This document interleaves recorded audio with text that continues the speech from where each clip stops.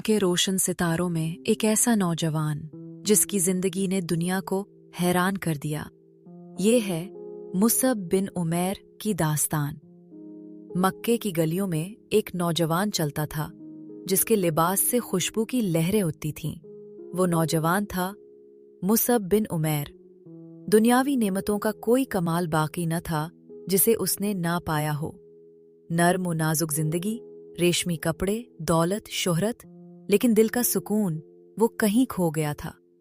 ये वो आगाज था जिसने एक इनकलाब की तरफ बढ़ना था।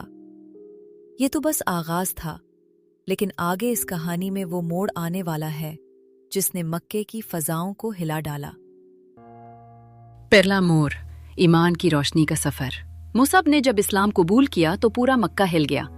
कुरैश के सरदारों के लिए ये नाकाबिले यकीन था कि नेमतों में डूबा हुआ नौजवान सब कुछ छोड़ दे। घर वालों ने कैद कर लिया, जंजीरों में जकड़ दिया, लेकिन ईमान का नूर कभी बुझाया नहीं जा सका। मुसब हबशा हिजरत कर गए और फिर ईमान की रोशनी को दिलों तक पहुंचाने लगे। अब मक्का का शहजादा था, अब मदीना की गलियों में एक फकीर था।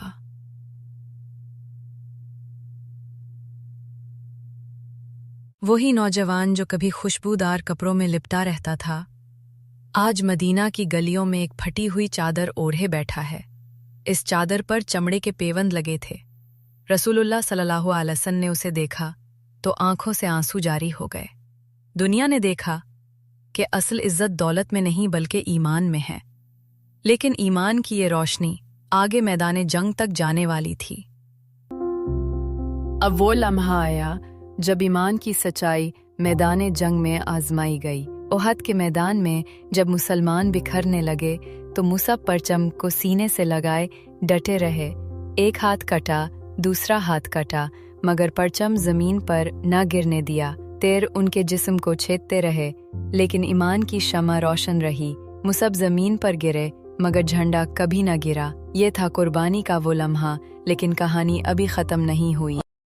जब कफन देने का वक्त आया तो सिर्फ एक चादर मिली। अगर सर ढांकते तो पाँव खुल जाते, और अगर पाँव ढांकते तो सर खुल जाता। रसूलुल्लाह सल्लल्लाहु अलैहि वसल्लम ने फरमाया, सर ढांक दो, पाँव पर घास डाल दो। यही अंजाम था उस नौजवान का जो कभी 200 दिरहम का जोड़ा पहनता था। मुसब लिकाले तो ने दुनिया छोड़ दी, लेकिन ईमान की शम्मा को हमेशा के लिए रोशन कर दिया। ये थी मुसब बिन उमैर की कुर्बानी की कहानी। एक नौजवान